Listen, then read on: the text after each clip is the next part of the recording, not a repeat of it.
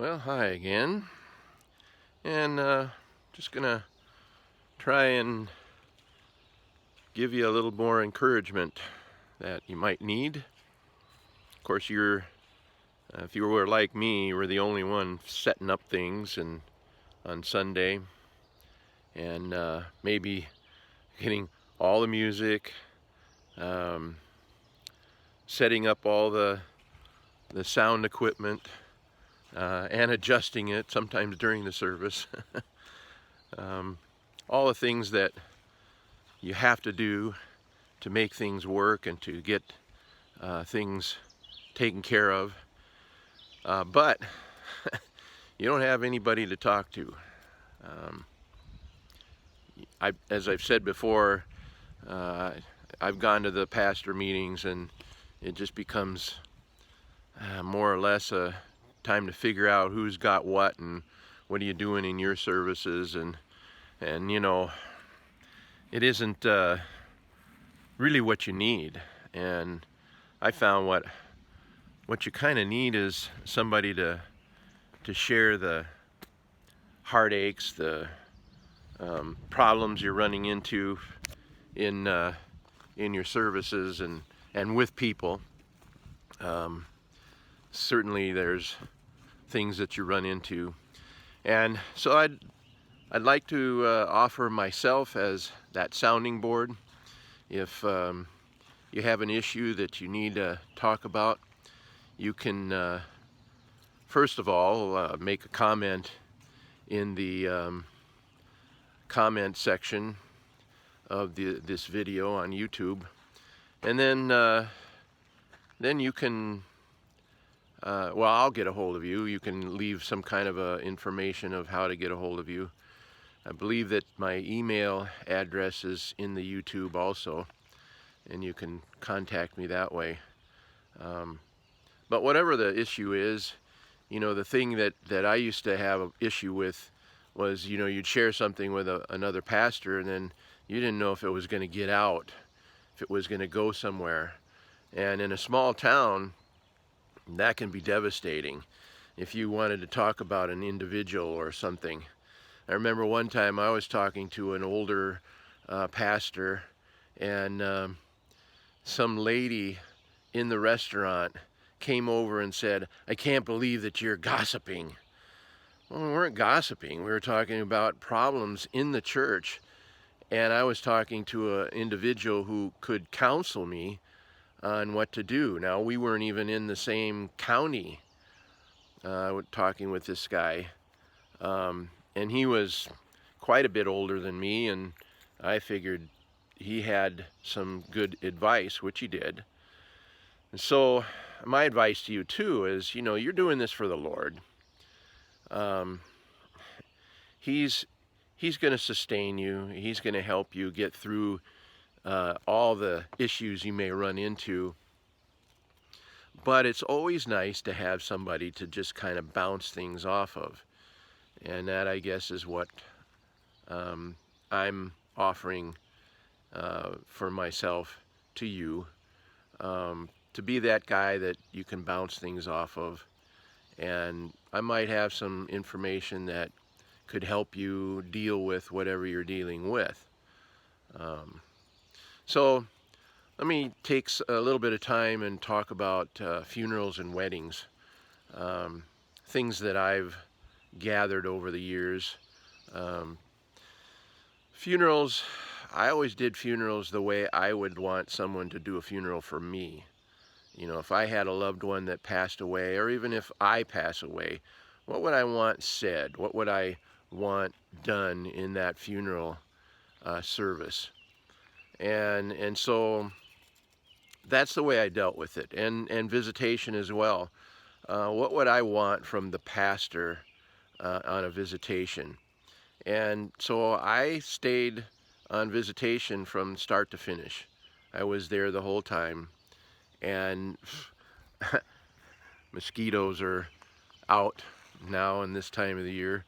But I would always want to know what the families are feeling and what they're going through, And so I would stick around and I would listen, and I would hear stories and things that you wouldn't hear in a funeral service.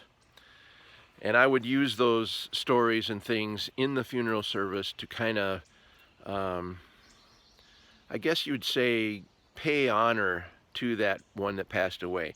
That person may not be a Christian, maybe was a Christian, but that's not your call. That's God's call. And so you have to treat that funeral service to honor and help the people who are there, the people who are alive. Jesus said that. He said, to pay attention to the people who are alive, not the people who have passed on. Their time is done. And unfortunately, if they weren't Christians, they made their choice.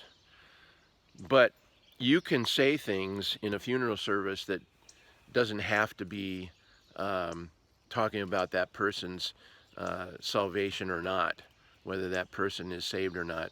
You can kind of bounce around that issue, and you can talk about, this service reminds us of none of us are going to be here forever.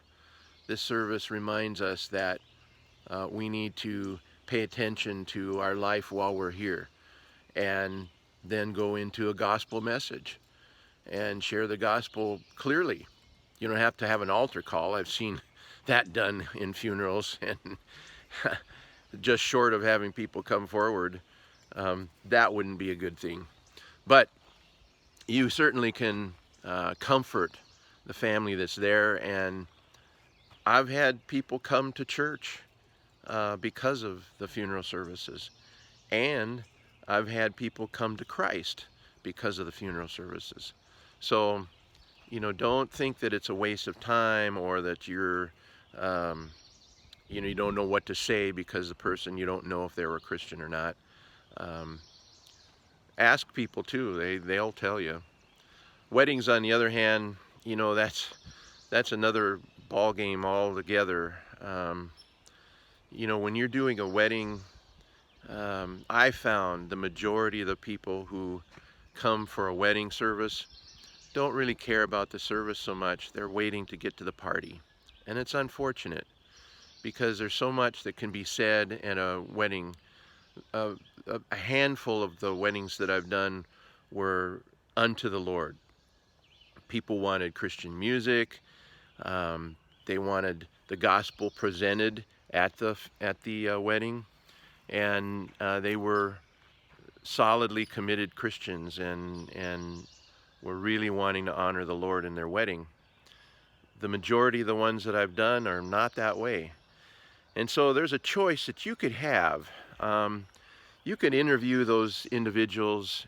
I tended to feel that I had an opportunity to share something with that couple, and I would have pre-marriage counseling sessions, and I would present the gospel to them, and I had opportunity to do that and do a wedding.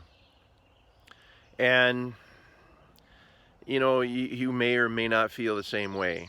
I know some pastors feel that they won't do a wedding unless they're from the specific church that they're in, or they're members, or that they are definitely Christians, and make that statement of faith. And you can do that if you want. So it's a choice that you have to make.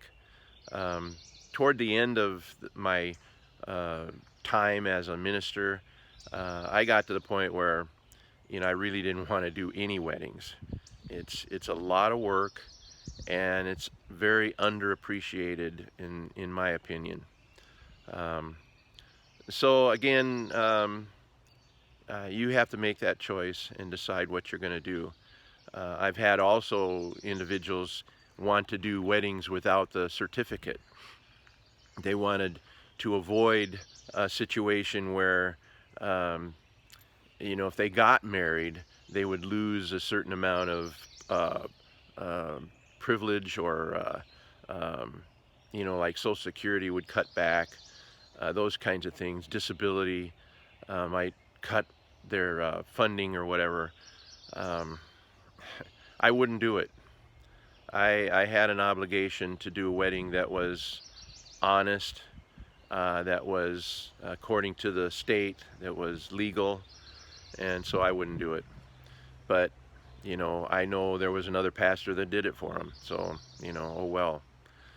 But again, you're going to run into situations. Again, finances are going to be something. Well, we'll give you X amount if you do this wedding. I'm not for sale, sorry. So you're going to have to make some of those decisions as well. Um, and we'll talk about other contribution things in another session. We're pretty much used up our time allotted. And again, so if you would like to contact me, if you would like to share some of the things that you're going through and you want to get some feedback, don't feel free to contact me in the comments. And if you think these videos are worth it, put a like on it. Again, like I said, I'm not monetized or anything, so these are things that I just want to do to help any pastor that's out there that's struggling, and hopefully I can give you advice and ideas that will help you. So continue on, hang tough, and keep your eyes on Jesus. Okay, bye.